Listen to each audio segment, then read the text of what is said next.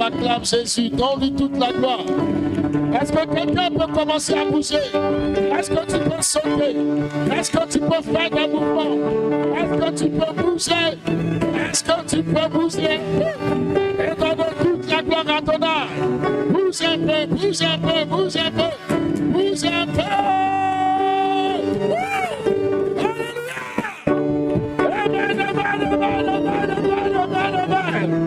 Alléluia!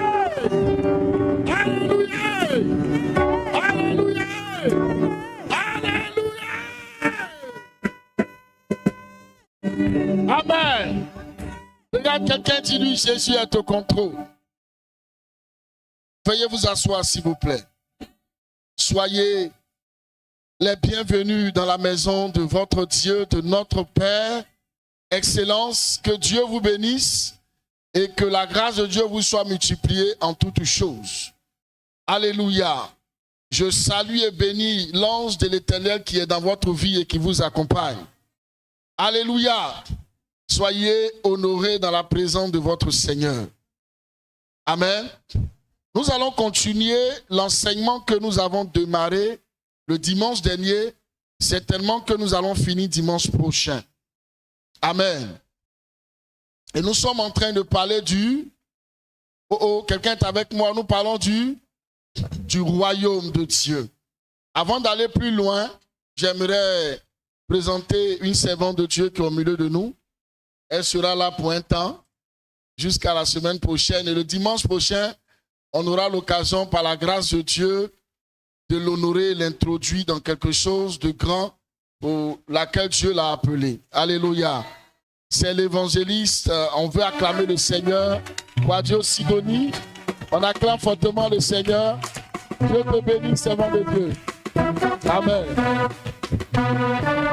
Alléluia. Ça sera certainement une connexion pour une longue durée, par la grâce de Dieu. Voilà, elle a effectué le voyage depuis la France pour être avec nous. Elle part le dimanche, je crois, prochain. Voilà, dans la semaine du dimanche prochain. Que Dieu te bénisse, servant de Dieu. Alléluia. J'aimerais dire à la vie de quelqu'un, si nous avons compris ce que nous sommes en train de partager, Dieu va certainement non seulement changer notre compréhension des choses spirituelles, mais l'Éternel va nous donner de nous enraciner dans la foi. Alléluia. Dis à ton ami, comprends le principe et le mystère du royaume. Alléluia. La semaine dernière, nous avons dit qu'il y a une différence entre le royaume de Dieu et le royaume des cieux. Amen. Et nous avons dit que le royaume de Dieu, c'est là où se trouve le règne de Dieu, là où la volonté de Dieu est complète, manifeste et accomplie. Alléluia. Et nous avons dit que le royaume des cieux est quoi? Est le détachement du royaume de Dieu sur la terre. C'est ce qu'on appelle le royaume des cieux. Et nous avons dit que ce thème, le royaume des cieux, n'est propre qu'au livre de Matthieu. Amen. Et le royaume des cieux, dans sa compréhension profonde, nous montre que, en fait, le royaume des cieux est l'Église. Alléluia. Donc l'Église de Dieu sur la terre est le royaume des cieux. Et Jésus a dit, si je chasse donc les démons par l'Esprit de Dieu, c'est que le royaume de Dieu est descendu vers vous. Alléluia. Donc ce royaume de Dieu qui est descendu sur la terre est appelé royaume des cieux ou bien l'Église. Alléluia.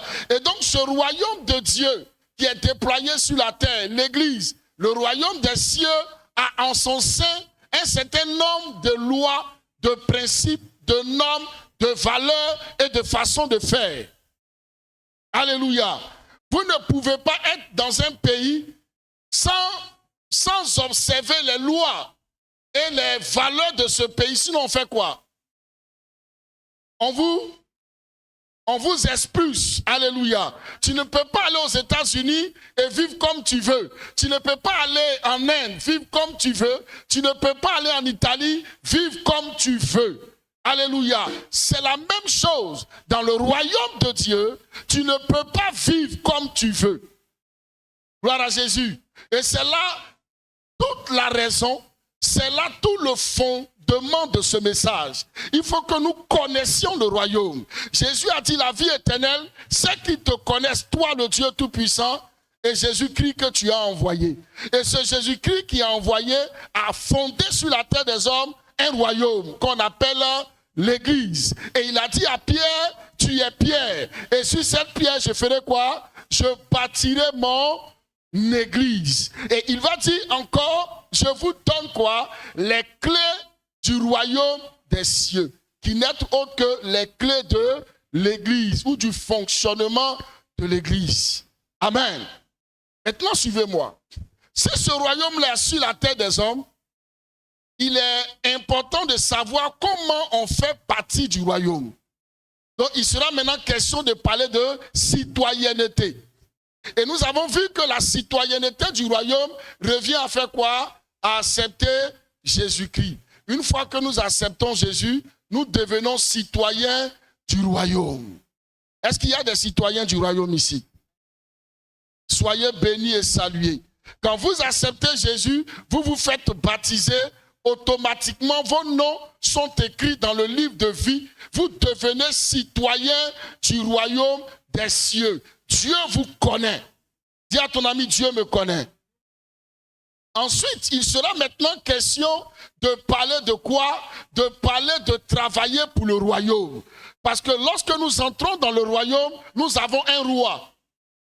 Et sur la tête des hommes, l'Église est chapeautée par qui? Par Jésus-Christ de Nazareth. Il est le roi des rois. Donc ce roi-là, nous devenons ses sujets. Et étant ses sujets, nous devons travailler pour lui. Donc connaître sa volonté. Qu'est-ce qu'il veut? Il dit en Matthieu 28, du verset 19 à 20, il dit, allez et faites de toutes les nations des quoi? Des disciples. Les baptisons au nom du Père, du Fils et du Saint-Esprit et enseignez-les ce que je vous ai prescrit ou enseigné. Amen. Donc, en tant que sujet du royaume, nous devons faire quoi? Nous devons faire d'autres disciples. C'est-à-dire, ce n'est pas normal que toi, en tant que disciple du royaume, par toi, la vie ne soit pas donnée à d'autres personnes. Je salue et bénis la vie du diacre tout à l'heure en Sainte-Seine qui en a parlé. Alléluia. Nous devons faire d'autres disciples. Après cela, pendant que nous sommes en train de faire d'autres disciples, nous devons savoir que le travail ne s'arrête pas là. Nous devons continuer à faire quoi? À devenir des hommes qui utilisent leur intelligence, leur sagesse, leur finance, leur temps pour être utiles à qui? Au royaume des cieux. Pour que le royaume devienne quoi? Puissant, fort et glorieux. Donc l'extension et l'expansion du royaume dépend des sujets du royaume. Donc ça dépend de toi et ça dépend de moi. Maintenant, cette église qui est le royaume des cieux a encore une autre mission. Elle est appelée à faire quoi? À faire connaître l'amour de Dieu et de faire connaître quoi? De faire connaître quoi? Après l'amour de Dieu, de faire connaître, de faire connaître, on a vu ça, je suis en train de faire un rappel. Hein? Tout ce que je dis là, c'est un rappel.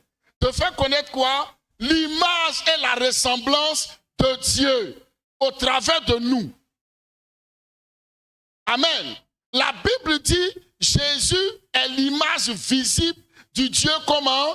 Invisible. Donc, si nous devons être le modèle de Christ, le modèle que nous devenons en Christ là, devient quoi? Un modèle pour le monde. Donc, nous révélons l'amour de Dieu et nous révélons le prototype de l'homme nouveau que Dieu voudrait voir sur la terre. Mais ce modèle-là est révélé par l'Église. Alléluia. Est-ce que quelqu'un me suit? Maintenant, dans ce royaume, nous sommes appelés à promouvoir un certain nombre de valeurs. Et l'une de ces valeurs-là, c'est l'obéissance. Dis avec moi l'obéissance. Et tout ça, nous avons vu ça dimanche dernier. Je suis en train de faire un rappel pour tomber dans le message d'aujourd'hui. L'obéissance. Regardez les amis. Qu'est-ce qui a manqué à Adam et Ève et puis l'humanité a été plongée dans la mort? Hein? C'est l'obéissance. Donc ils sont devenus comment? Désobéissants. Amen. Maintenant ma question la voici. Est-ce que toi tu n'es pas désobéissant dans le royaume de Dieu? Si tu es désobéissant, tu es en train de te comporter en quelqu'un qu'on doit chasser du royaume. Tu deviens un réfugié dans le propre royaume que Dieu t'a offert gratuitement. Alléluia. Pendant que nous, on veut que tu sois citoyen, toi, tu veux fonctionner sans papier. Parce que ta désobéissance fait que le royaume ne te reconnaît pas. C'est pour cela que la Bible dit en Matthieu chapitre 7, à partir du verset 21, il dit, ce n'est pas tous ceux qui m'auront dit, Seigneur, Seigneur, qui hériteront le royaume des cieux. Mais ceux qui auront fait quoi? Ma volonté. Et en ce jour-là, je leur dirai, éloignez-vous de moi, ouvriers de quoi? De l'iniquité. Mais l'iniquité est produite par quoi? La mère de l'iniquité, c'est la désobéissance. Quelqu'un me suit? Tant qu'il aura la désobéissance, les portes de l'iniquité te seront ouvertes. Amen. Nous, le royaume des cieux sur la terre, nous, en tant qu'Église, frères et sœurs, nous devons promouvoir l'obéissance totale à notre roi, qui n'est que Jésus-Christ de Nazareth. Nous devons devenir comme des petits enfants obéissants aux lois, aux valeurs et aux principes de Christ. Sinon, ta vie chrétienne ne servira à rien. Tu auras beau sauter au milieu de nous, tu pourras même rendre témoignage d'un déblocage financier, d'une guérison extraordinaire, mais le royaume ne te connaît pas.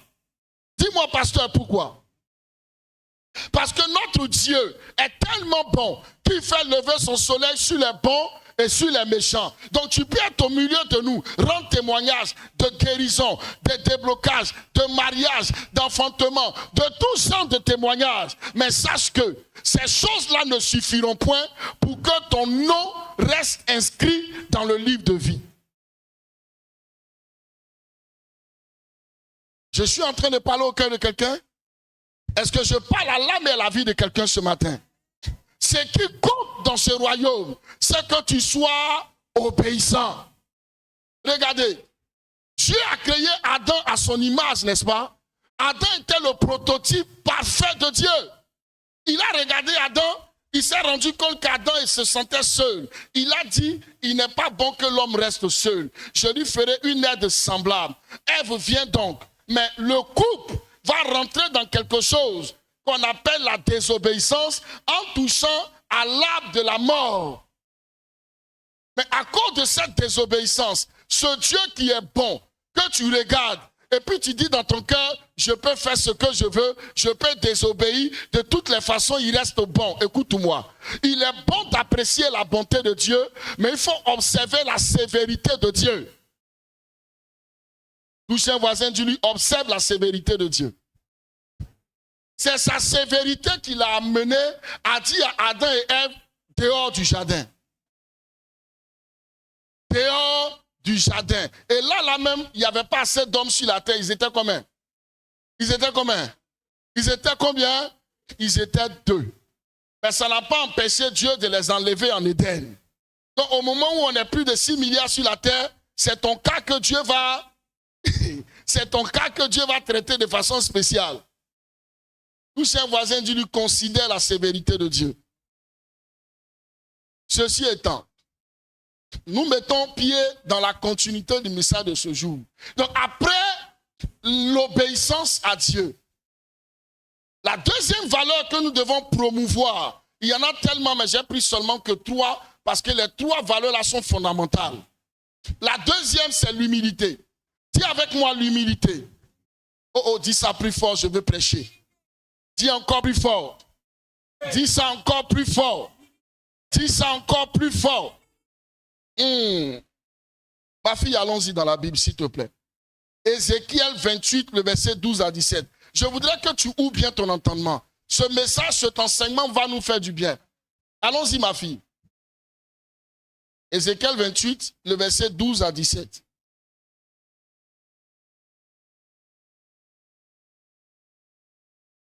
Ézéchiel 28, verset 12 à 17. Fils de l'homme, Fils de l'homme, prononce une complainte sur le roi de Tyr. oui, allons-y. Tu lui diras, ainsi parle le Seigneur l'Éternel. Tu mettais le sceau à la perfection. Tu mettais le sceau à la perfection. Tu étais plein de sagesse, parfait en beauté. Parfait en beauté.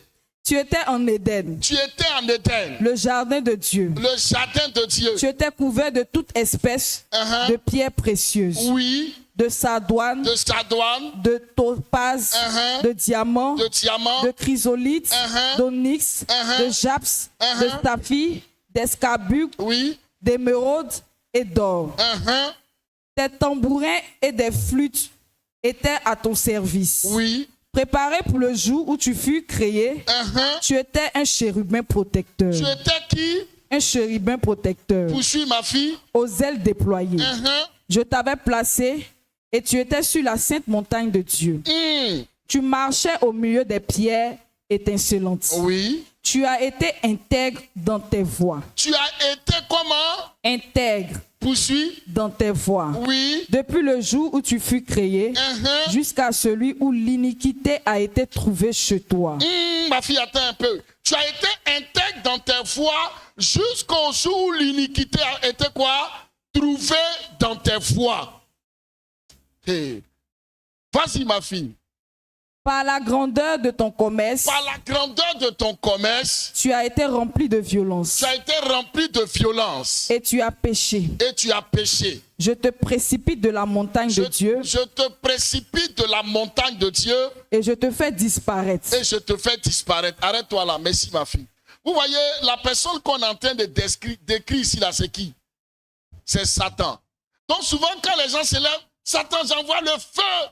La Bible dit, Dieu l'avait rendu beau. Il était beau. Il marchait au milieu des pierres intercellentes. Dieu lui avait donné une place de choix dans son royaume, n'est-ce pas? Et la Bible même dit, il mettait le son à quoi? À la perfection. Il a été fidèle dans sa marche jusqu'au jour où l'iniquité s'est trouvée chez lui, dans sa marche, dans sa vie. Écoutez, frères et sœurs en Christ, cette affaire de Dieu, on est dedans là. Ce n'est pas seulement une affaire de commencer, c'est une affaire de bien terminer. Est-ce que je peux parler à l'oreille de quelqu'un? Ce n'est pas seulement une affaire de commencer. Tu commences, c'est bon, mais il faut terminer bien.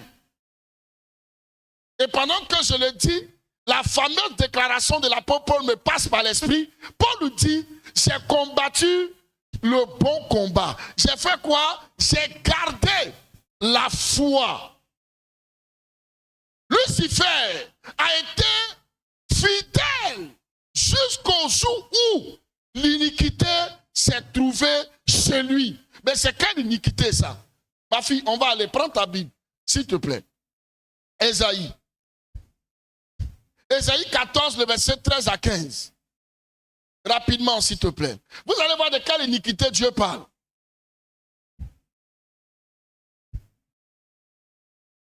Allons-y.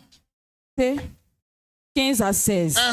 Mais tu as été précipité dans le séjour des morts, dans les profondeurs de la fosse. Oui. Ceux qui te voient fixent sur toi leur regard. Ils te considèrent attentivement.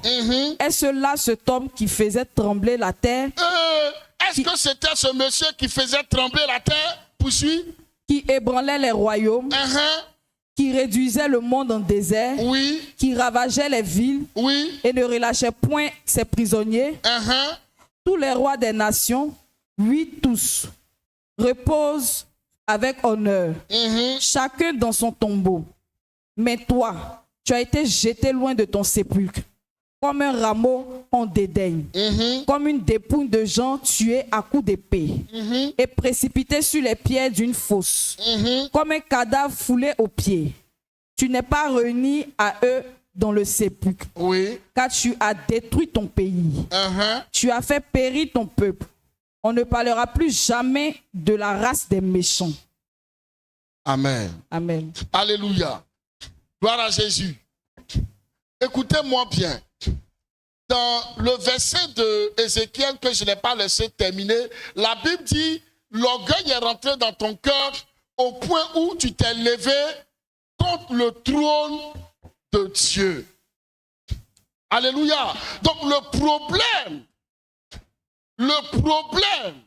écoutez-moi bien, le problème de Lucifer, c'est qu'il a laissé son cœur être gagné par quoi? Par l'orgueil. Et le contraire de l'orgueil, c'est quoi? C'est quoi? C'est l'humilité. Et donc, il est important pour nous de savoir que l'humilité est la chose que nous devons promouvoir dans l'Église. Dis à ton ami, il faut être humble. Dis encore, il faut être humble. Dis-lui encore, il faut être humble. La première des choses qui a fait chuter Adam et Ève, c'était quoi? La désobéissance. Et ce qui a fait chuter Satan, c'est quoi? C'est l'orgueil. Quelqu'un me suit? Donc, la désobéissance et l'orgueil sont des choses qu'on ne doit pas trouver dans le royaume. Amen. Si tu ne comprends pas ça, tu auras raté tout en ce qui concerne ton éducation dans le royaume. Amen. Vous savez, il y a certains pays, quand vous voulez migrer là-bas, on va vous donner de lire toutes les lois et la connaissance de la culture de ce pays, n'est-ce pas? Donc, dans la maison de Dieu, donc dans l'église, tu dois savoir les valeurs qu'on prône. L'humilité. Mais regardez comment Satan fait. Le monde dans lequel on est là, il fait en sorte que quand tu es humble, que tu es simple, on te prend pour quelqu'un qui est bête. Je dis la vérité ou je me trompe? Je dis la vérité ou je me trompe?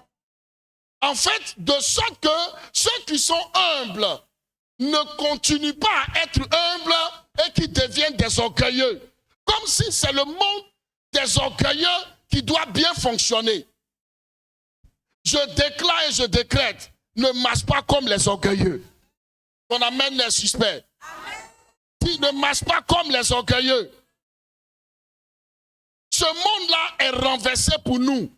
Le monde qui fonctionne dehors est renversé pour nous. Parce que là-bas, plus tu te gonfles, plus tu te donnes des attributs, plus tu es fier, plus tu es orgueilleux, mieux les gens te respectent. Mais quand tu es simple, grande dignité que tu peux être, quand tu es simple, quand tu es ouvert, les gens veulent masser sur toi. Et ça fait que pour d'autres vont dire non, non, mais c'est parce que j'ai été simple. Donc je vais faire quoi? Je vais faire comme les autres.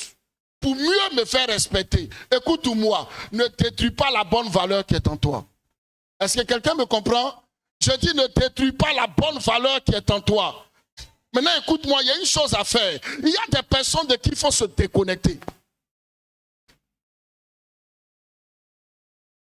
Il y a des personnes de qui il faut se déconnecter.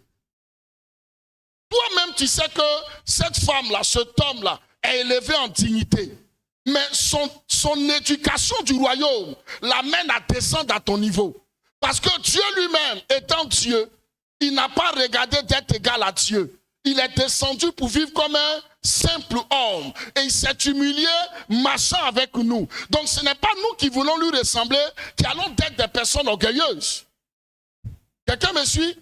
Donc, que tu sois archibishop, que tu sois PDG, que tu sois un député, un ministre, peu importe, tu dois apprendre à promouvoir les valeurs de l'humilité. Mais hélas, comme ce monde est assez fou, plus quelqu'un est humble, on devrait normalement mieux le respecter. Plus quelqu'un est humble, on devrait normalement chérir son attitude. Mais ce monde dans lequel on est, malheureusement, plus vous êtes humble, les gens veulent vous déclassaliser. Plus vous êtes humble, on veut renverser vos valeurs. Et ça fait que pour ceux qui ne sont pas forts, ils vont dire non, c'est parce que j'ai ouvert la porte.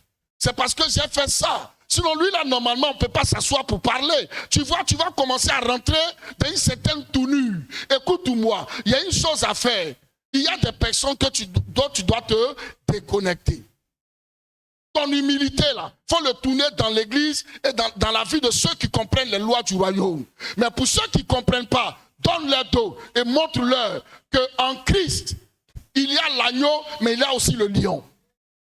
Ah, je ne sais pas si je parle à quelqu'un. En Christ, il y a l'agneau, mais il y a aussi le lion.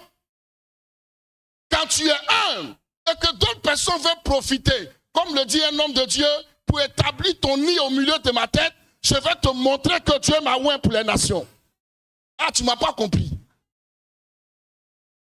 Il y a des choses avec lesquelles on ne s'amuse pas. Et surtout dans le milieu francophone, les gens ne respectent rien. Les gens ne considèrent rien. Et parfois à leur perte. Toi-même, tu sais que le frère là, il est ministre, mais il est dans ta communauté.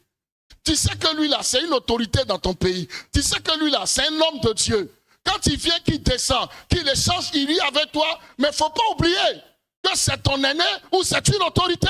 Fais attention. Est-ce qu'on a besoin de te dire ça? Est-ce que tu es un enfant? Quand tu portes la nourriture à ta bouche, est-ce que tu mets sur ton nombril? Donc ça veut dire que tu n'es pas fou. Mais d'où vient que la folie t'amène à vouloir te placer les bornes? Si tu te places ma borne, je vais réparer ta borne. Ah, tu ne m'as pas compris, tu m'aurais dit amen. Tu te places ma borne, je répare ta borne.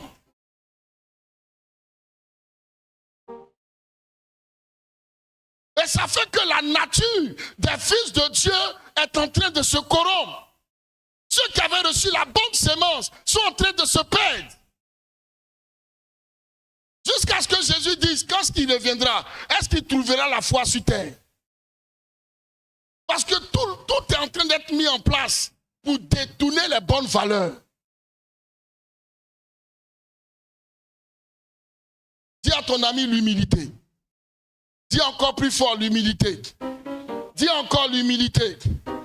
Bah, finis-moi Romains 13, le verset 1.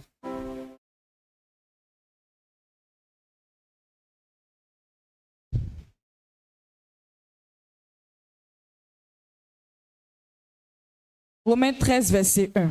Oui, allons-y. Que toute personne soit soumise aux autorités supérieures. Car il n'y a point d'autorité qui ne vienne de Dieu. Oui. Et les autorités qui existent ont été instituées de Dieu. Amen. Toutes les autorités ont été quoi?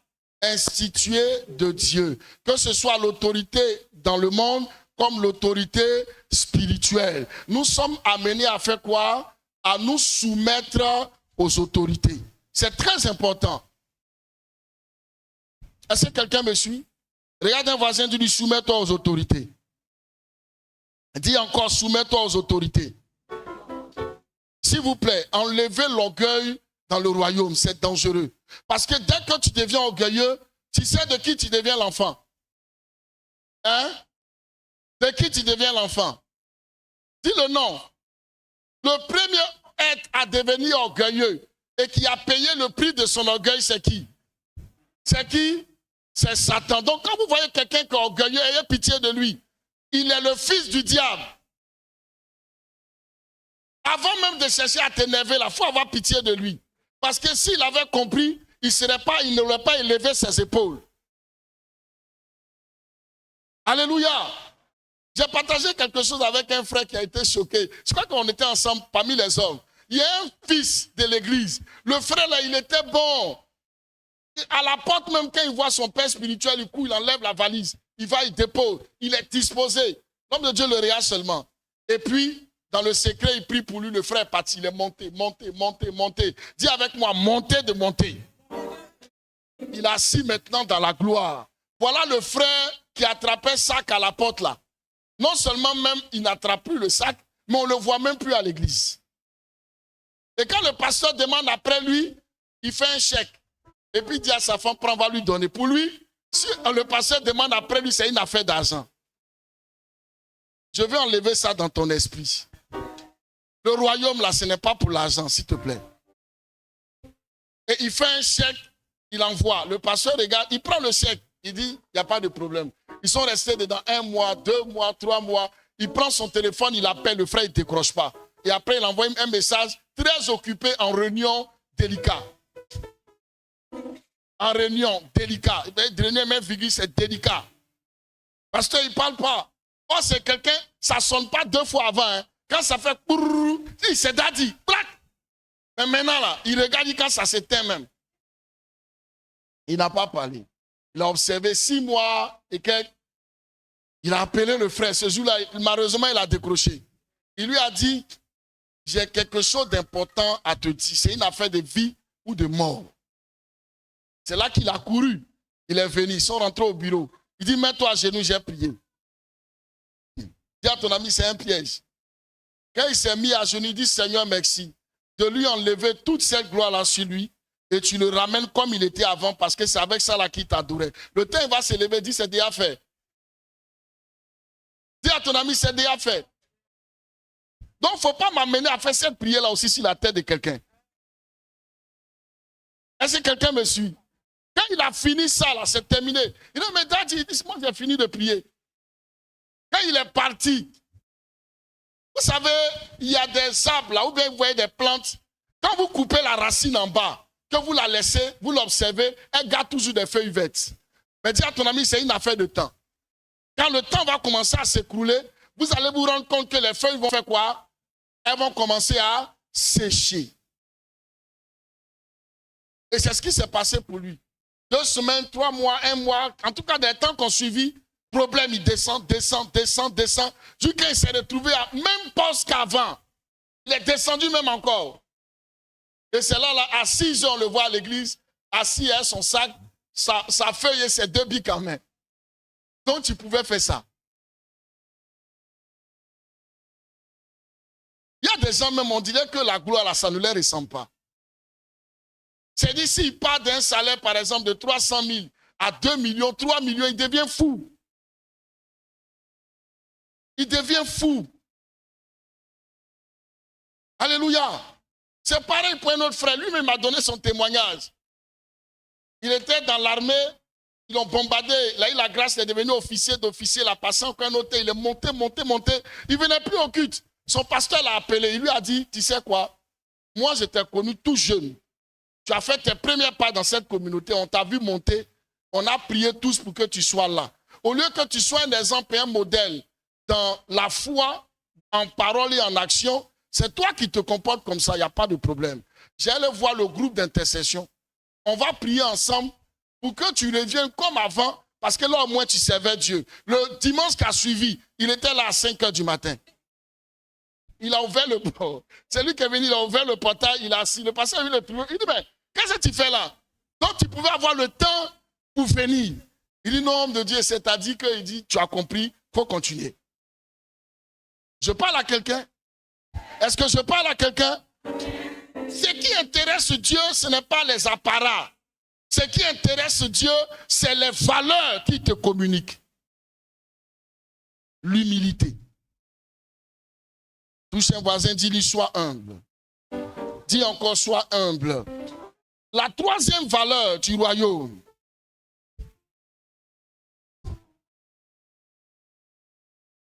Dis avec moi la reconnaissance. Dis encore la reconnaissance.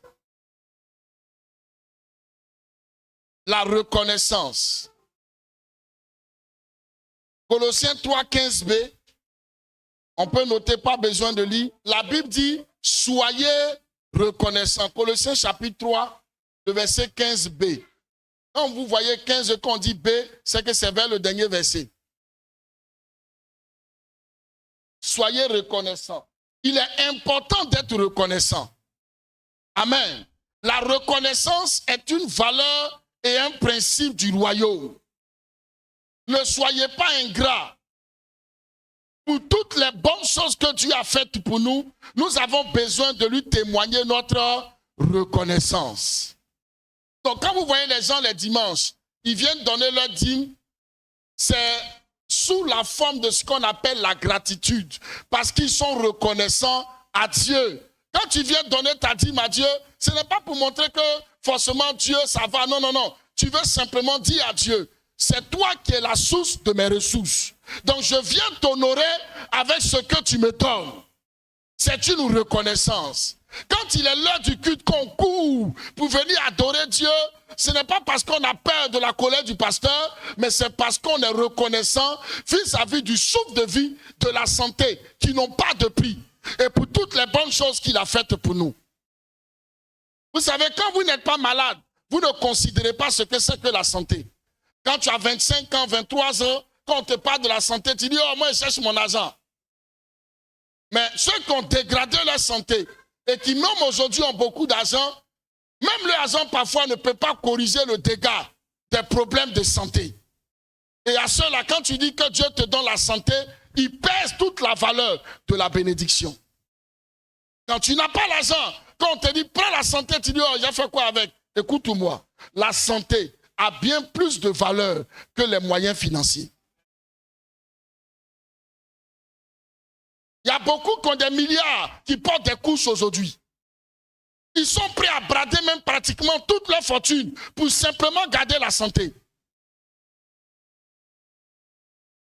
Il y a des choses que Dieu nous donne, mais comme Satan réussit à caricaturer notre esprit, à nous envahir de mauvaises mentalités, nous voyons la bénédiction seulement en argent.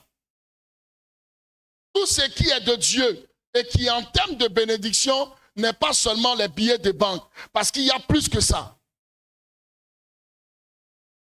Qu'est-ce que quelqu'un a fait et puis on dit qu'il a tumeur, il a cancer, tumeur cérébrale. Il a fait quoi? Qu'est-ce que quelqu'un a fait? On dit qu'il a cancer de la gorge. Il a fait quoi que toi tu n'as pas encore fait? Et puis on dit tous ces reins sont foutus. Et aujourd'hui, vous pouvez voir ça dans la vie des petits enfants. Tu vois un enfant de 8 ans, on dit la leucémie, cancer du sang. Et à toi, Dieu a donné la vie, il t'a donné la santé, tu te portes bien, tu peux sauter sur tes deux pieds. Au lieu de lui rendre la gloire, les dimanches, tu t'en fais vélo. Tu vas faire footing. Tu t'en vas faire pas qu'au foot party dimanche matin. Que Dieu vous bénisse. Et je salue tous ceux qui prennent les dimanches matin pour faire les parties de club de sport. Continuez. Alléluia. Continuez dedans. Tu dois trouver dans ta vie et dans ton cœur un temps pour honorer ce Dieu-là. Et ton affaire de Dieu, la personne ne doit s'amuser avec. Si ta femme n'a pas compris, ne la suis pas. Si tes enfants n'ont pas compris, ne les suis pas. Adore Dieu et espère qu'ils te suivent. Mais ta bonne marche ne doit pas être influencée par quelqu'un.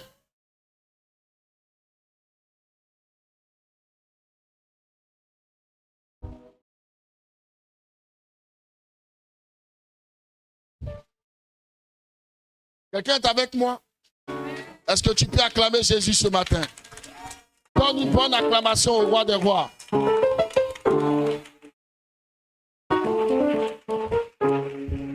Alléluia. Moi, je vous dis une chose.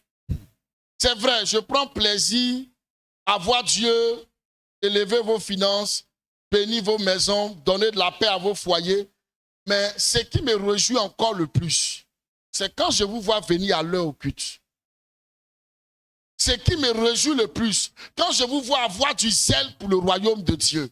Ce qui me réjouit le plus, quand je vois que vous donnez votre temps, vous donnez votre cœur, vous donnez vos réflexions. Ces choses-là n'ont pas de prix. Quand vous les donnez à Dieu, en tant que berger, j'ai de la joie et de la réjouissance dans mon cœur, plus que le travail que tu viens d'avoir.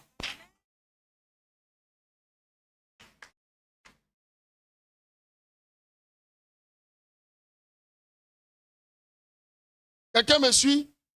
Dis-moi, toutes les maisons que tu auras bâties, tu as laissé ça dans la tombe? Les milliards que tu as dans ton compte, là, quand tu es en train de mourir même, dès que tu t'en vas, ils sont en train de lutter derrière. Hein? Ce que toi-même tu as refusé d'utiliser là, eux ils sont en train de se frapper pour ça. Ce que tu as refusé de vendre, et puis tu as fait des sacrifices pour faire autre chose là, eux ils sont prêts à aller vendre ça pour se partager. Je n'ai pas dit qu'économiser est mauvais. Je n'ai pas dit que bâtir est mauvais, mais il y a bien plus que ça. Je te parle des valeurs qui vont te donner de transcender sur la terre et qui vont te suivre dans la vie éternelle. Ah, tu ne m'as pas compris. J'ai dit, il y a des choses qui vont te suivre sur la terre et pour la vie éternelle.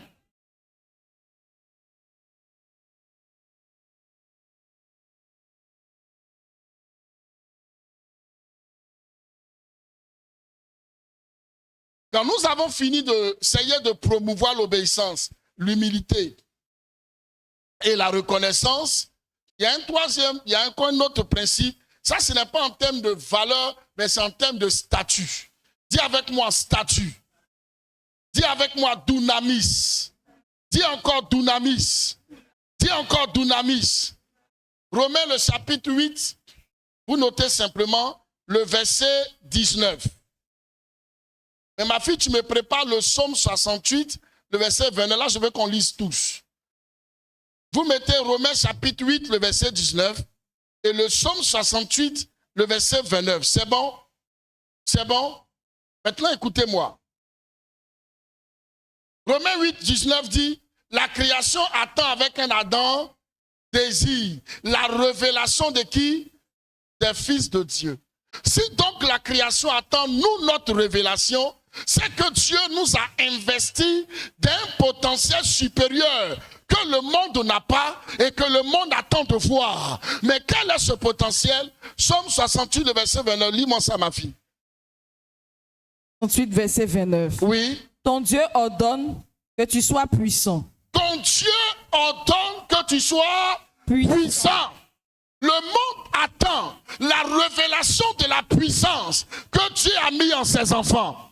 Écoute-moi bien. C'est bon d'avoir des valeurs, c'est bon de faire grandir le royaume, mais le royaume aussi grandira par le potentiel de Dieu que tu révéleras à ceux qui ne le connaissent pas. De par ta domination sur la terre, les hommes sauront que tu adores le véritable Dieu. Est-ce qu'il y a des champions ici que Dieu va manifester, que Dieu va élever, que Dieu va positionner, que Dieu va établir dans cette nouvelle génération?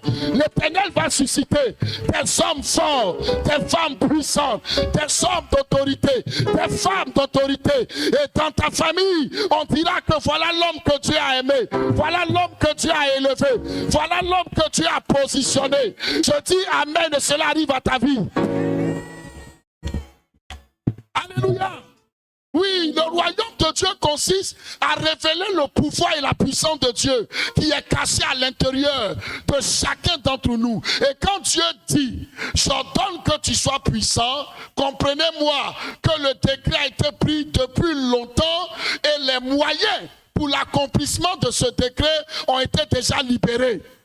Écoute-moi, si tu n'es pas encore puissant, ce n'est pas la faute de Dieu, c'est toi le problème. Et la puissance de Dieu se déploie en deux manières, en deux grandes sources. Dieu veut que tu sois puissant financièrement, matériellement, et il veut que tu sois puissant spirituellement. Si tu n'as pas les deux pieds, tu n'es pas un homme puissant. Quelqu'un me suit? C'est pourquoi la plupart des personnes qui regardent seulement à l'argent vont te moquer d'eux. Il y a les deux choses pour avoir les deux pieds et pour être équilibré. Vous avez dit quelqu'un qui se déplace avec un pied qui est équilibré? Hein? Attends-toi, dis-moi, tes deux pieds, quelqu'un qui marche comme ça, il va te dépasser. C'est que viens, je te donne des conseils, tu dois avoir un problème. Alléluia. Avoir les deux pieds consiste à être puissant dans les finances et être puissant spirituellement. Si tu es puissant dans les finances, que tu n'es pas puissant spirituellement, on peut renverser ta puissance financière. Et ça ne tient que d'un petit pouls. Un vieux qui ne s'est peut-être même pas brossé. Une petite fille au village qu'on a fait boule-boule sur sa tête, qui s'appelle peut-être Adjoa ou Fatoumata, va travailler le sable comme ça. Et toi, avec ton orgueil, tu es en train de rentrer dans le mur. Tes affaires sont en train de tomber. Voilà quelqu'un qui a la puissance financière et qui n'a pas la puissance spirituelle. Mais moi, je suis en train de parler d'une nouvelle génération de disciples de Jésus qui ont compris que la domination se traduit par la force spirituelle, l'autorité et la puissance financière. Ils sont forts spirituellement, ils sont forts matériellement. Même quand tu es jaloux d'eux, tu ne peux rien. Parce que tu as fait fétiche, ça ne marche pas. Tu as fait sorcellerie, ça ne marche pas. Tu as fait incantation, ça ne marche pas. Plus tu l'attaques, plus il grossit. Plus tu l'attaques, il devient fort. Plus tu comprends contre lui, Dieu l'élève. Est-ce qu'il y a ces personnes-là ici? Est-ce qu'il y a ces personnes-là ici? Est-ce qu'il y a ces personnes-là ici? Écoutez-moi bien, quand vous êtes en alliance avec Dieu, n'ayez pas peur des ennemis, parce que les ennemis vous aident à avoir de la promotion. Tous ceux qui ont eu des ennemis dans leur vie et qui avaient Dieu, c'est leurs ennemis qui les ont élevés. Il a fallu Goliath pour que David soit connu. Je suis en train de dire à quelqu'un, tes ennemis vont révéler ton identité. C'est par tes ennemis qu'on saura qui es-tu. C'est par tes ennemis qu'on saura le niveau de gloire et de pointe que Dieu a efficacement établi dans ta vie. C'est le niveau de ton adversité. Plus on traîne ton nom dans la boue, plus plusieurs personnes t'attaquent comme un fleuve, l'Éternel les dispersera par 7 chemins. Et les gens diront, qui est ce tort? C'est l'homme en qui le roi des rois règne. C'est l'homme en qui Dieu existe, dont il a effacé la nature naturelle. Paul a dit, si je vis, ce n'est plus moi qui vis, c'est Christ qui vit en moi. Quand vous avez Christ en vous, ce n'est plus vous qui menez la bataille. La prospérité ne vous appartient pas, elle appartient à Christ. C'est pourquoi quand Dieu vous élève, il prend plaisir à vous élever, parce que cela concourt pour sa gloire. Je verrai dans cette saison des hommes et des femmes que Dieu va élever, Dieu va faire monter, Dieu va équilibrer, Dieu va positionner, et personne ne pourra les faire descendre, personne ne pourra les faire tomber, personne ne pourra les faire reculer. Dis-moi amen bien si tu m'entends de là où tu es. Alléluia. Dieu peut se révéler. Et la révélation de Dieu passe par toi et par moi. Il est plus pressé que toi et moi pour te donner l'élévation. La plupart d'entre nous, pour beaucoup tardent encore. Pourquoi? Parce qu'il y a des choses du royaume que tu n'as pas encore comprises. Parce qu'il y a des gens, si Dieu les élève aujourd'hui, ils rentrent dans la folie. Donc il prend le temps de te préparer. Et quand tu n'as pas compris ça, tu te livres à des murmures, tu te livres à des complaintes. Ce n'est pas la bonne attitude. Parfois, quand l'épreuve devient trop difficile, demande à Dieu, qu'est-ce que je n'ai pas encore compris? Qu'est-ce que tu veux de moi que je n'ai pas encore cerné? Alléluia. Parce que, écoutez-moi bien, si la domination financière et la dimension spirituelle vous donnent d'être équilibrés, croyez-moi, la domination spirituelle se positionne sur le pied droit. Pour vous dire quoi? Que la domination spirituelle est supérieure à la domination matérielle. David est devenu roi. Comment il est devenu roi? Écoutez, voilà un monsieur qui était derrière les moutons. Dites-moi, dans une famille, normalement, le plus petit là, c'est lui qu'on envoie faire les tâches difficiles ou bien c'est lui qu'on laisse à la maison. Mais regardez David, on a laissé ses grands frères costauds, c'est lui le petit là, qu'on envoyait derrière les moutons. Mais derrière les moutons là, il y a des loups et puis il y a des lions. Mais son papa et sa maman n'ont pas de problème de le laisser, lui le plus petit là, en proie aux lions, en proie à qui? À l'ours. Mais c'est là-bas que Dieu a fait sa promotion. Il y a des douleurs qui viennent pour te bâtir et pour te canquer, comme on le dit. Il y a des épreuves qui viennent pour te donner d'avoir assez de vitamines parce que le chemin sera long et que tu sois victorieux tout le long de ta destinée. Quand vous voyez quelqu'un qui a été bâti par Dieu, l'Éternel n'a pas peur de le positionner dessus n'importe quel terrain parce qu'il lui fait confiance. Il connaît son gars, il sait qu'il a brisé, il sait qu'il a formé, il sait qu'il a bâti. Donc peu importe le terrain, il pousse. Je dis, il pousse. Et Dieu veut ce type de personnes-là. Je déclare que ce soit toi. Je dis, je déclare que ce soit toi. Je déclare que ce soit toi. Dieu ne veut pas entrer dans cette génération des enfants qui pleurnichent. Dès la première petite épreuve, tu pleures. Dès la petite difficulté, tu pleures. Non, non, non. La Bible dit, Jésus-Christ est un homme habitué à la douleur et à la souffrance. Et c'est ça qui lui a donné de pouvoir supporter les épreuves et d'avoir le nom élevé au-dessus de tous les noms. En tel enseigne qu'au nom de Jésus, tout genou fléchit, où ça? dans les cieux, sur la terre et sous la terre. Et toute langue confesse qu'il est quoi? Il est Seigneur à la gloire de qui? De Dieu le Père. Écoutez-moi bien. Normalement, dans une nation, quand un pays se constitue, la souveraineté de ce pays est déterminée par la souveraineté aérienne. Le deuxième élément est la souveraineté terrestre. Et le troisième élément est la souveraineté quoi? Maritime. Oh, Jésus a reçu le nom élevé au-dessus des cieux, sur la terre et sous la terre. Il a établi sa domination. Il a... Oh! Ah, si quelqu'un m'a compris, tu me donnes un amen ou bien. Tu me donnes un amen ou bien. Tu me donnes un amen ou bien. Est-ce que je parle à quelqu'un ce matin? Le Dieu dont ton nom a été enfoui dans sa domination n'est pas n'importe qui. Il est rempli de toutes les autorités. Il domine le ciel, il domine la terre et il domine les mers. Et quand tu marches avec lui, la même autorité t'accompagne. C'est pourquoi la Bible dit, nous sommes co-héritiers d'avec Christ. Amen. Amen. Quand moi je vois des gens qui aiment Dieu, je vois des gens qui aiment l'autorité spirituelle, je vois des gens qui sont courageux. Vous savez, je suis content parce que je sais que ceux-là, l'argent ne va jamais les manquer. Ils seront des gens puissants et forts. Mais quand je vois quelqu'un qui néglige la vie spirituelle, et puis lui c'est l'argent, l'argent, l'argent, j'ai peur pour son avenir. Parce que pour le bloquer là, dis à ton ami c'est petit comme ça. Dis encore c'est petit comme ça. On dit ça plus fort, c'est petit comme ça. Dis encore, c'est petit comme ça.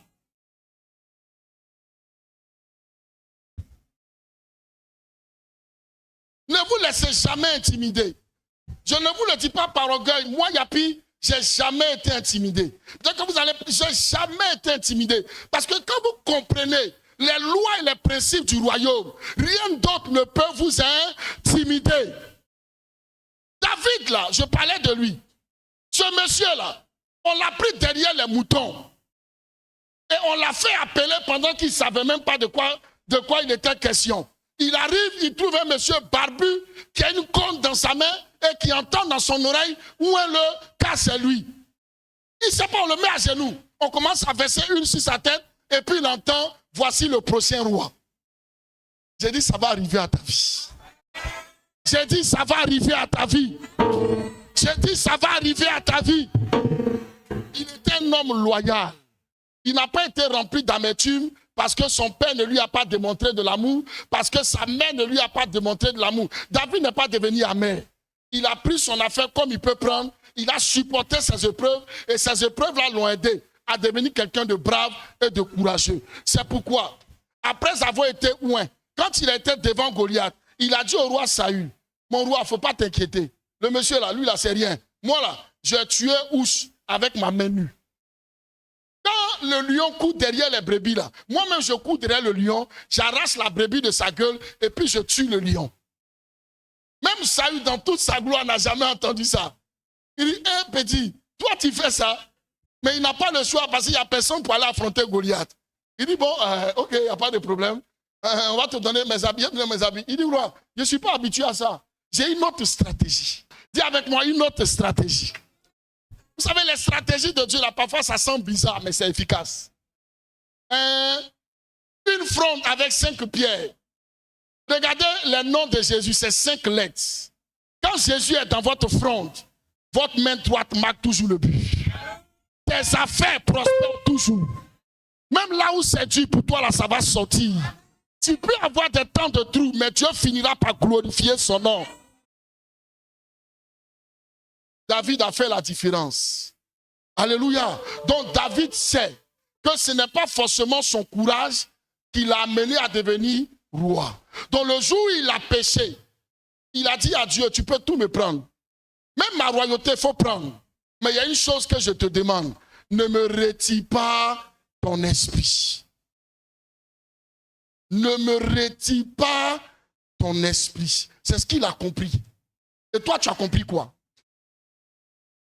Je ne te parle pas d'un fonctionnaire. Je ne te parle pas d'un ministre. Je te parle d'un roi.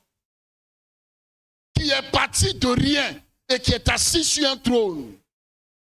Et laissez-moi vous dire que David a eu l'un des trônes les plus prestigieux, l'un des règnes les plus glorieux de toute l'histoire d'Israël, en telle enseigne qu'il est même devenu l'exemple parfait de la royauté en Israël. Et cet homme va dire, tu peux tout me prendre, mais ne me retire pas ton esprit. Pourquoi? Parce qu'il a compris que le jour où lui il a touché sa tête, il est devenu quelqu'un de surnaturel. Ce matin, je ne te demande pas combien d'argent tu as dans ton compte. Je te demande qui es-tu dans le royaume. Ah, est-ce que tu m'as compris? Je ne te demande pas de quelle famille d'où tu viens. Je te demande quelle est ta connexion spirituelle. Est-ce que le royaume te connaît? Il dit, prends tout, mais ne me retire pas ton esprit. Je peux parler un peu? Il y a un livre qui me trouble souvent. Il y a le livre d'Ézéchiel, mais il y a aussi le livre de Daniel. Écoutez-moi, la Bible dépeint la présence de Dieu comme un animal qui a 4 visages. Il y a un visage de bœuf, il y a un visage d'homme, il y a un visage d'aigle et puis un visage de lion. Si vous voyez cet animal, il ressemble à quoi? C'est un monstre. On est d'accord? C'est un monstre. Un animal qui a lui seul a 4 têtes. Et sur ces 4 têtes, il y a des diadèmes, c'est-à-dire des couronnes. Si tu ne le sais pas, je te présente, frères et sœurs en Christ, Excellence, le visage du Dieu que tu adores. Dieu a le visage d'un lion, il a le visage d'un agneau, il a le visage d'un aigle, et puis il a le visage d'un homme. Le visage du lion est la royauté. Le visage de l'aigle est sa capacité d'être Dieu, omniscient et omnipotent. Le visage de l'agneau est le visage du sacrifice, du Dieu aimant, du Dieu compatissant. Et le visage de l'homme, c'est sa capacité d'avoir de la sagesse, de l'intelligence, de la connaissance et de la transcendance. Alléluia. Quand vous devenez comme ce monstre, rien ne peut vous résister. Aucun combat ne peut tenir devant vous.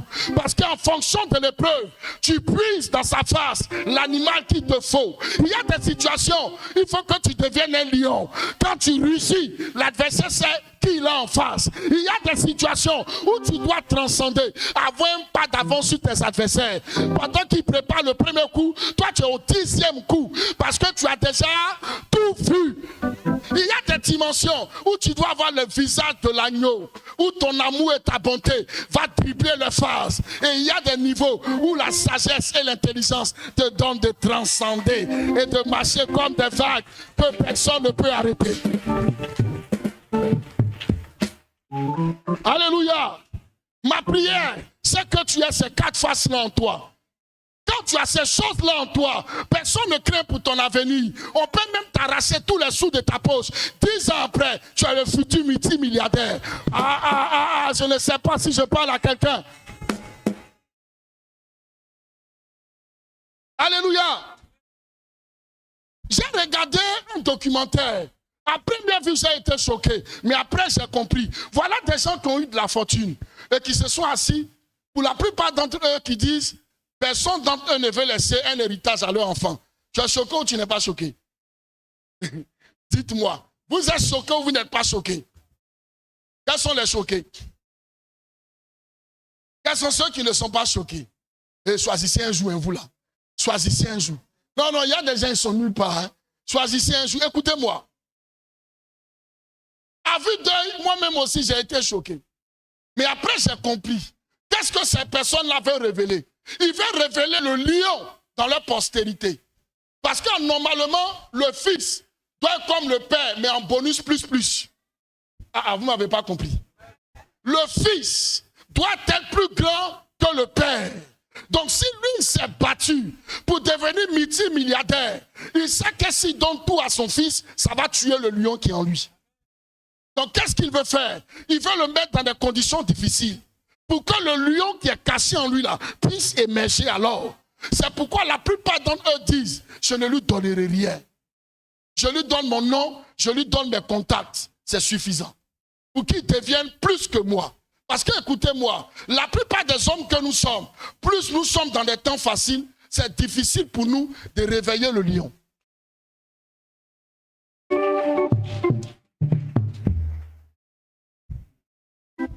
Et j'ai compris que ces milliardaires-là avaient atteint un certain niveau de réflexion. Pourtant, combien sont ceux-là qui pleurent? Oh, on ne m'a pas aidé. C'est mon oncle qui n'est pas venu à moi. Ah, personne n'a fait quelque chose pour moi. Pendant qu'eux, ils sont milliardaires, ils ne veulent rien laisser à leurs enfants. Eux, ils vont dire quoi, les enfants, là? Et puis, c'est eux-mêmes à la signature ici pour qu'on donne ça aux œuvres de charité. Il et le père, ils vont ensemble. Ils lui donnent le chèque. L'enfant aussi prend une souris. On met les caméras sur ça, tout son héritage, les amis. Œuvre de charité. Écoutez-moi, le nom de quelqu'un peut t'ouvrir des portes où ton diplôme ne peut pas t'amener. Les contacts de quelqu'un peuvent t'amener à entrer par des portes où la main n'ouvre pas, mais la porte s'ouvre d'elle-même. Le nom et le contact, parfois, est plus lourd que les billets de banque. Tu ne m'as pas compris. Non, j'ai dit, tu ne m'as pas compris. Tu ne m'as pas compris. Un autre jour, on va réfléchir dessus. Alléluia. Et donc, comprenez-moi ce matin qu'à chacun d'entre nous, Dieu a mis des valeurs. Il a mis des potentialités pour que chacun d'entre nous soyons une révélation pour cette génération. Et croyez-moi, chacun d'entre nous doit tout faire pour que sa vie soit une révélation pour le monde qui nous regarde. Tu es obligé. Tous quelqu'un dit tu es obligé. Pour le toucher, dit tu es obligé. Il y a quelqu'un qui va dire dans son cœur, moi ma famille n'a pas de nom, tu as le nom de Jésus. Quelqu'un va dire, moi je n'ai pas de contact, tu as le contact de Jésus. Maintenant écoute-moi bien. Tu es appelé de par ta position à devenir quelqu'un. Il y a les revues chrétiennes qui sortaient un temps qu'on appelait Déborah. Je ne sais pas si quelqu'un a lu ça, Déborah. Vous savez, vous lisez tout sauf les revues chrétiennes. Que Dieu nous aide. Il y a des gens qui ont déjà lu Jeune Afrique, Le Monde et tout ça, ils ne lisent jamais les revues chrétiennes. Donc dans cette revue Déborah, là, je lis une histoire d'une servante. J'ai dit quoi? L'histoire d'une servante. J'ai fini, hein? L'histoire d'une servante. Et la servante a été chez sa maîtresse. Sa maîtresse a été bonne avec elle. C'était une bonne sœur chrétienne. Et des années plus tard, la bonne sœur chrétienne, on ne sait pas pourquoi elle a rétrogradé. Et puis, la fille, elle a servi chez elle. 2-3 ans après, elle est sortie de là. Elle a fait ses petites affaires. La femme est devenue puissante. Vous savez, le chemin de la gloire, là, parfois, ça peut commencer petitement. Mais c'est la fin qui est la chose la plus importante. Elle est devenue puissante commerçante. Dubaï, Hong Kong, ce sont ces villes, ça. Et un jour, elle est dans la rue, elle est en train de faire des shopping. Elle voit sa patronne dans un vêtement assez particulier. Elle approche. Elle lui dit, mais madame, la femme l'a vue, elle a commencé à pleurer. Elle dit, je ne sais pas ce qui m'a pris. J'ai eu des petits problèmes. Afin de Dieu même, j'ai laissé. Voilà ce que je suis devenu. Je vous assure, sur le champ, la fille l'a prise. Elle est partie avec elle à la maison. Elle lui a dit, madame, la voiture que tu peux entretenir, tu prends. Sur le champ, elle lui a fait un chèque d'aller retirer. Sa patronne attrape le chèque, elle ne peut pas attraper tellement sa main tremble. La servante est devenue quelqu'un. Ma question ce matin-là, comment tu te vois? Dieu ne regarde pas même si tu dors dans 6 cobois aujourd'hui. Il s'en fout. Quelle est la promesse qu'il a mise sur ta vie? C'est ça là qui doit te challenger. Que tu sois sur la montagne, que tu sois dans la vallée, peu importe. Dieu est capable de te prendre de la poussière pour te faire asseoir dans la cour d'écran. Peut-être que tu ne crois pas encore. Ou bien peut-être que tu n'as pas encore vu ça. Et si tu ne l'as jamais expérimenté, je veux que tu sois le premier témoin. J'ai dit, deviens le premier témoin. Quelqu'un lève juste la main droite et dit avec moi, la révélation des fils de Dieu. Dis encore plus fort, la révélation des fils de Dieu. Dis, le lion qui est caché en moi. L'aigle qui est caché en moi. Le visage humain qui est caché en moi. et l'agneau qui est caché en moi. C'est le temps de vous révéler. Dis encore, c'est le temps de vous révéler. Le monde est à gagner. Ce monde est à impacter. Et je veux faire partie de cette génération. Alléluia. Gloire à Jésus. Je vais finir avec 2 points. Et puis le dimanche prochain, j'espère qu'on pourra terminer et clore sur le royaume. Alléluia. Amen, amen. Si tu es d'accord, je veux juste qu'on acclame simplement le Seigneur. Que Dieu vous bénisse. Merci de me donner de continuer un peu. Écoutez-moi bien. Dans un royaume, il y a aussi des principes de souveraineté. On a vu beaucoup de choses, mais qu'est-ce qu'on n'a pas encore touché? La monnaie. La monnaie est un principe de souveraineté. C'est ça, non? Maintenant, dites-moi, dans le royaume de Dieu, quelle est la monnaie qu'on utilise? C'est la foi. Vous voyez?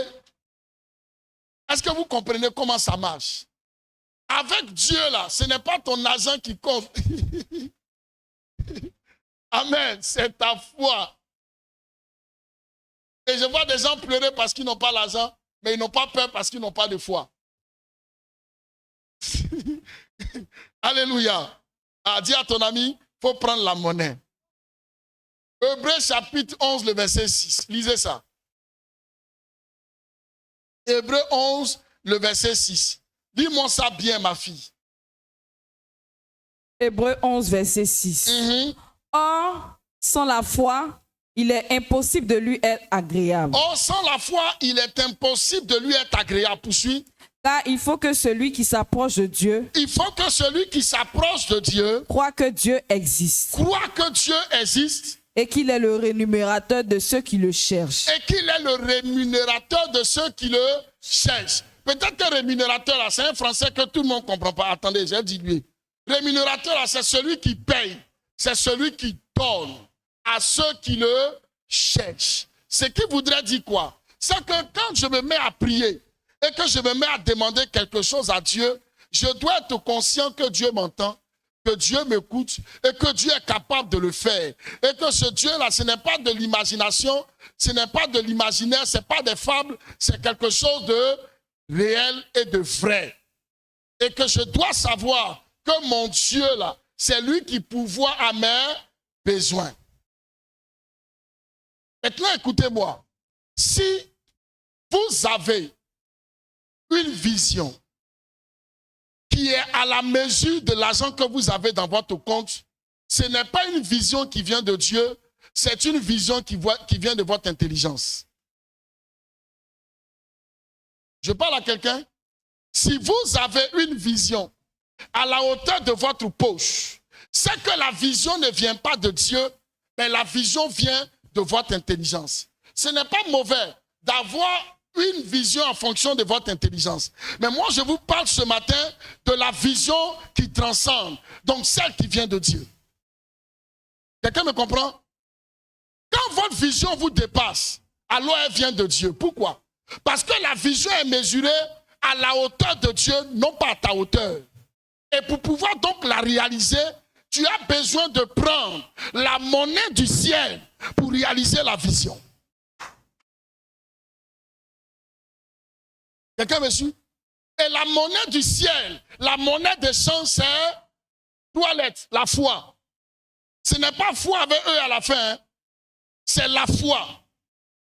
F-O-I. Alléluia. Cette foi-là, la Bible dit, elle appelle à l'existence même les choses qui n'existent pas. Donc je m'en fous quand tu as venu me dire, pasteur, le projet est tellement immense, mon argent ne vaut pas, mais ton argent ne peut pas valoir. Parce que c'est un projet immense, ça vient de Dieu. Ce qui va t'amener à transcender, écoute-moi, c'est la sagesse et c'est la foi que Dieu t'a donnée. Ta foi va te pousser à croire, ta sagesse va trouver la stratégie. Je parle à des géants. Est-ce que je parle à des aigles? Est-ce que je parle à des aigles? N'est pas de vision à la hauteur de ta poche. Ça, ce n'est pas une vision. Ça va prendre combien de personnes? Il faut te bâtir l'âge de Noé. Quand Dieu te prend dans une vision, tu dois pouvoir transporter plusieurs personnes avec toi. Je veux voir dans cette église, c'est ma prière. Ton entreprise doit embaucher 100, 200, 300, 400, 500 personnes. Voilà une vision. On ne te parle pas d'un trou, tu es assis quelque part. Il y a deux petits secrétaires qui mangent un chewing-gum. Tu dis tu es en train de faire quelque chose. Écoute-moi bien. Je suis en train de te parler de quelque chose qui va t'amener plus loin. Dis à ton ami, je recule pour mieux sauter. Dis encore, je recule pour mieux sauter. Toutes les fois que la vision sera à ta hauteur, elle ne vient pas de Dieu. Regardez, toutes les personnes que Dieu a appelées, à qui Dieu a communiqué des visions, ils se sont toujours exclamés. Ils ont toujours dit waouh, parce que ça les a toujours dépassés. Ton avenir, toi-même, va te dépasser. Oui, si Dieu te montre ton avenir, ça devrait te dépasser. On te parle de quelque chose qui te dépasse. Et toi, tu veux prendre ton intelligence pour prendre ça.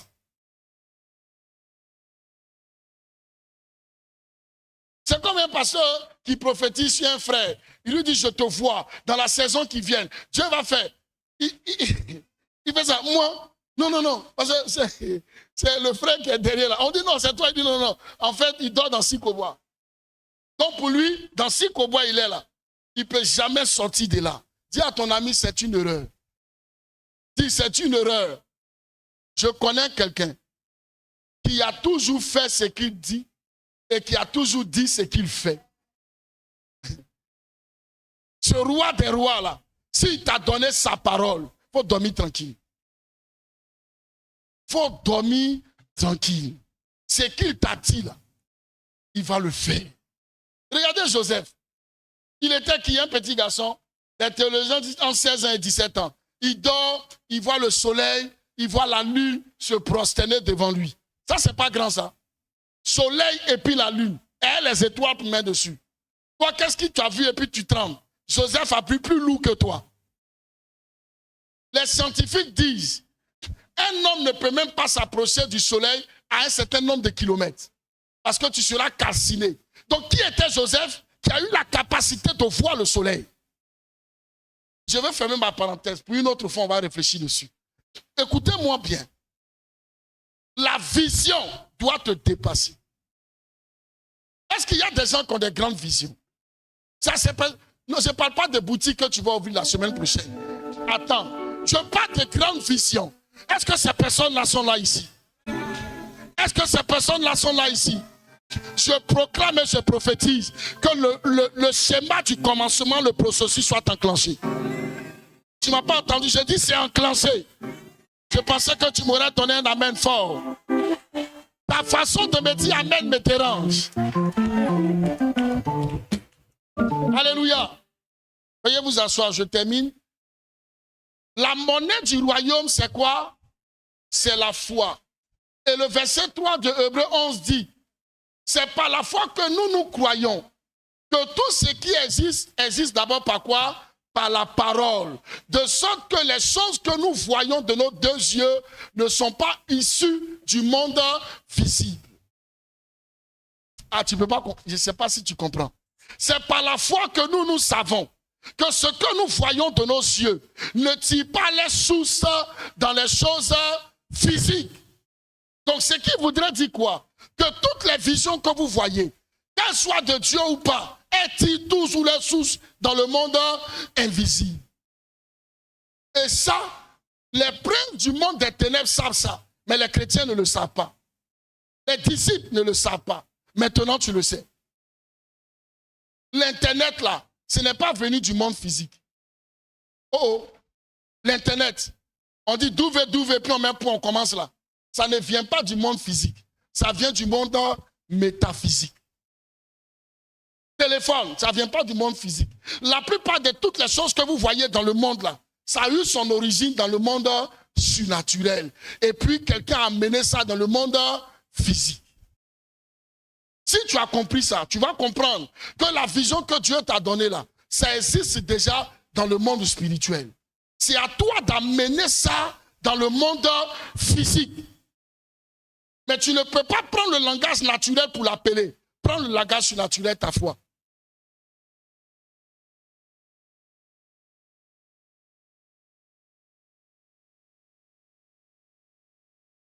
Amen. Amen. Tout ce que vous voyez là, tout existe déjà. Les voitures, ventilateurs, climatiseurs, tout ça existait déjà dans le monde spirituel. Tout. Les vaccins, tout. Tout. Je vous dis tout. Dites-moi, en matière de fécondité, il y a ce qu'on appelle in vitro, c'est ça, non? On appelle ça FIV.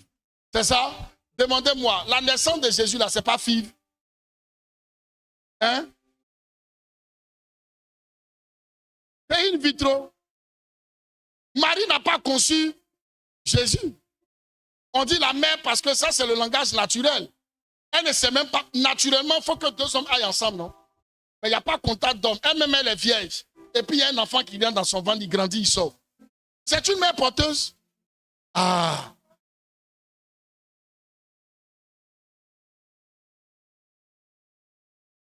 C'est une mère porteuse.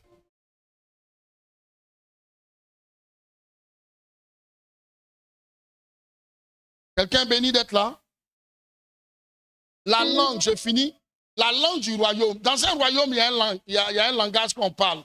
La langue officielle de la Côte d'Ivoire, c'est quoi? C'est le français, c'est ça, non? OK. Dans notre royaume, dans nos royaumes, on a nous aussi notre langage. Que si tu n'es pas de chez nous, tu ne peux pas comprendre. Finis-moi ça, 1 Corinthiens 14, le verset 2.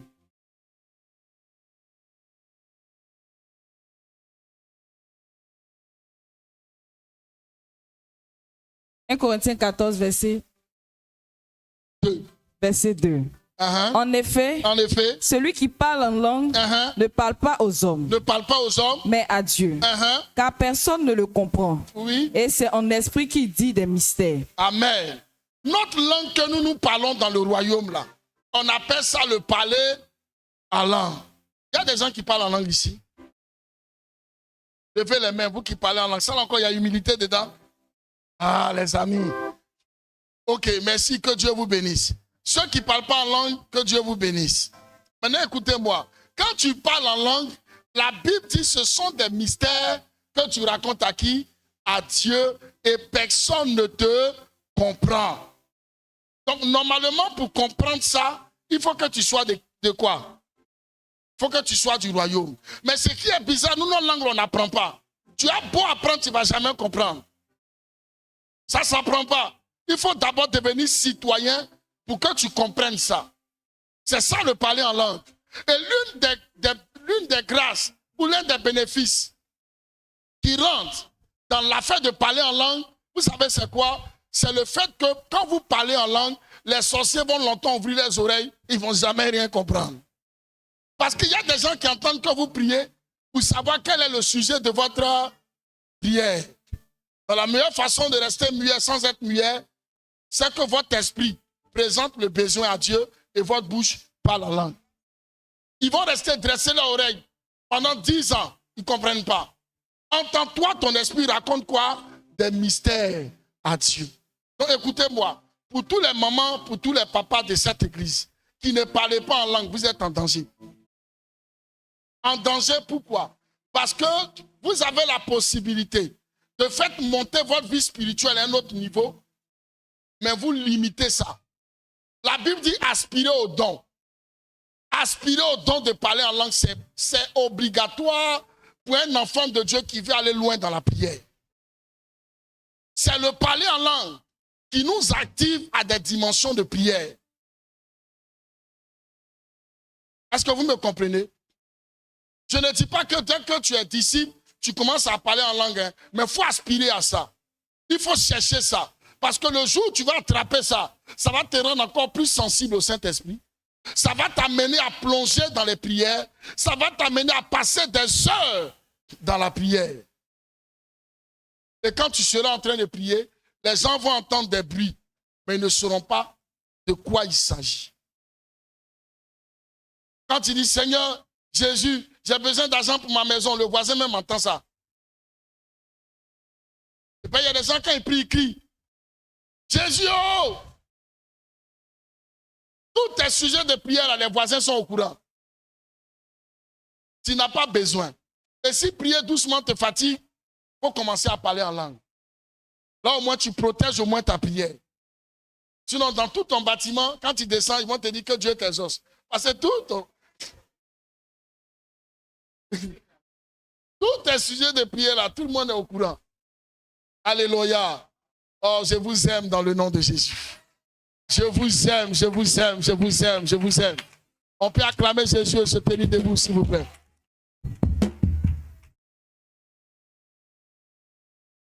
Amen.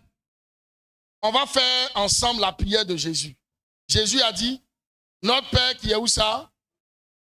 Que ton nom soit, que ton règne et que ta volonté sur la terre comme au ciel. On va dire à Dieu que son règne, que sa volonté soit faite sur la terre. Par l'église que nous sommes. Écoutez-moi, il est important pour nous de commencer à promouvoir non seulement les valeurs, mais de commencer à dominer. Si tu parles en langue, tu vas parler en langue en quelques minutes. Si tu ne parles pas en langue, parle en français. Mais s'il te plaît, cherche à parler en langue, ça ne sera pas mauvais pour toi. Tu vas dire avec moi, je déclare et je décrète. À partir de ce matin, je veux marcher sous un ciel ouvert.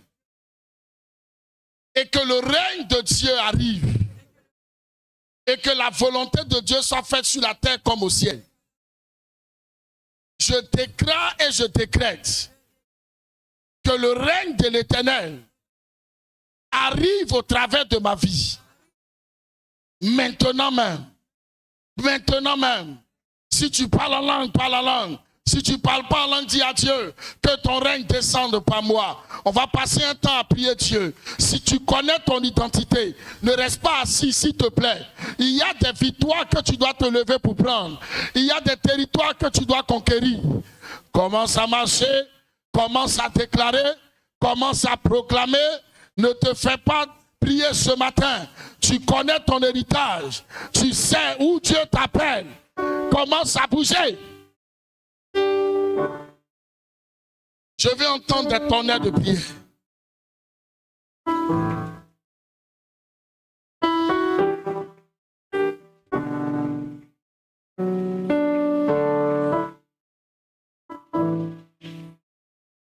Je vérifie quelque chose après.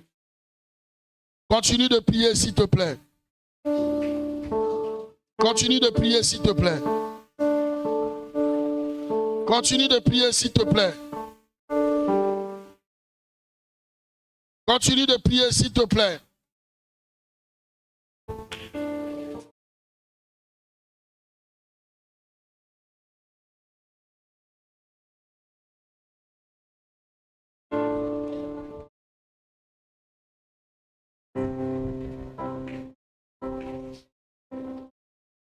Parle à Dieu, s'il te plaît.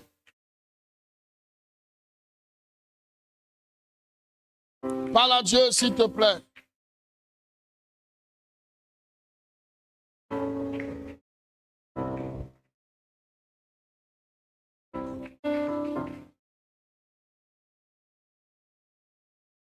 Parle à Dieu, s'il te plaît. Parle à Dieu, s'il te plaît. Parle à Dieu, s'il te plaît. Parle à Dieu, s'il te plaît. Parle à Dieu, s'il te plaît. Parle à Dieu, s'il te plaît. Parle à Dieu, s'il te plaît. Dis à Dieu que ton règne vienne.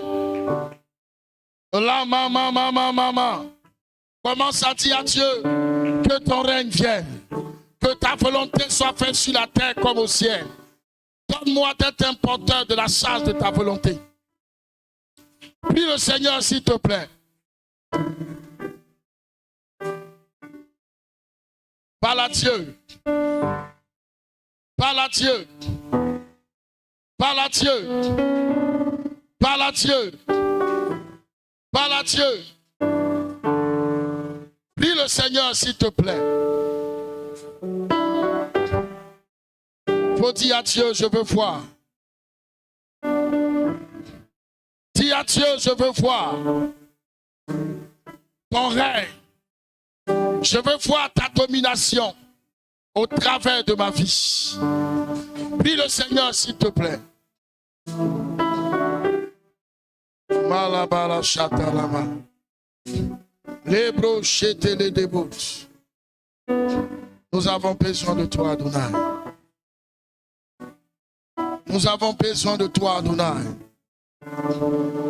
Nous avons besoin de toi, Adonai. Nous avons besoin de toi, Adonai. Au nom puissant de Jésus.